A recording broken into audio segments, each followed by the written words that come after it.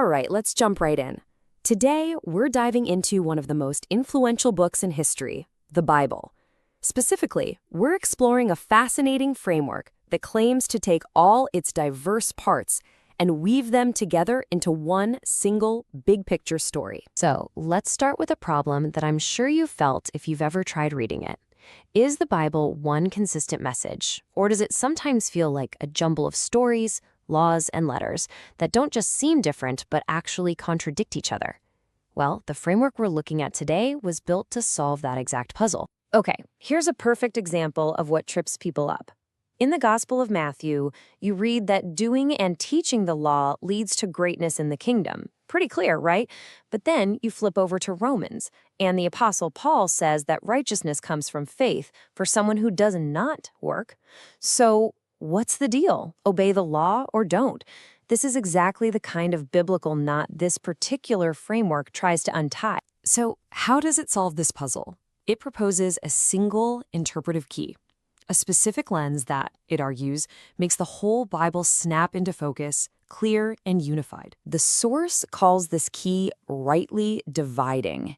It's an idea based on a verse in 2 Timothy. And the core thought is actually pretty simple, but really powerful. While the whole Bible is for us, meaning we can learn from all of it, not all of it is written directly to us. The secret, according to this view, is figuring out who God was talking to in any given passage. And if you follow that one principle, it leads you to a pretty radical conclusion, that the Bible isn't telling one continuous story from front to back. It's actually laying out two very different programs, designed for two very different groups of people. Okay, so let's look at program number 1. The source calls this the prophetic plan. You can think of this as the story that was told out loud. The one foretold by prophets for centuries. And its focus? It's all about God's plan for the nation of Israel and its future, right here on planet Earth. You can trace this plan all the way through the Old Testament and right into the Gospels. It kicks off with Abraham, who's promised a great nation and a specific piece of land. Then comes Moses, who receives the law to set that nation apart from everyone else. Fast forward to King David, and the promise gets even bigger, an eternal, physical kingdom on earth. It all keeps building and building until you get to the Gospels. The king finally arrives, and the message is loud and clear. That kingdom we've been talking about, it's at hand. So the crucial point here, the absolute bullseye of this entire prophetic program, was a single, tangible goal. It was all about setting up a real, physical kingdom for Israel right here on earth. So everything seems to be on track, the climax is coming, but then the story takes a sudden, really dramatic turn. According to this framework, the entire prophetic timeline gets interrupted. It just stops. What could cause such a massive interruption? The source argues that it was Israel's national rejection of their king. That one event, it says, hit a giant pause button on the whole plan. The prophetic clock, which was moments away from striking midnight, suddenly froze. This verse from Romans is often pointed to as the pivot point. Through their fall, salvation is come unto the Gentiles. The thinking here is that Israel's failure wasn't the end of the story. Instead, it was the very event that opened a door to a completely new plan, one aimed at the rest of the world. This pivot, this detour, wasn't a mistake according to the source. It was intentional. And because the plan was so radically new, it needed a brand new messenger with a new commission, someone who wasn't part of that original kingdom program. Enter the Apostle Paul. And this brings us to the second program, which the source calls the mystery. And yeah, it's called that for a reason. Unlike the prophetic plan, this one was never foretold. It was a secret. And its focus isn't an earthly kingdom at all, but something heavenly. Paul himself calls this new information the revelation of the mystery. And the source really hammers this point. This isn't just a sequel. It's a completely different story that was, in Paul's own words, kept secret since the world began.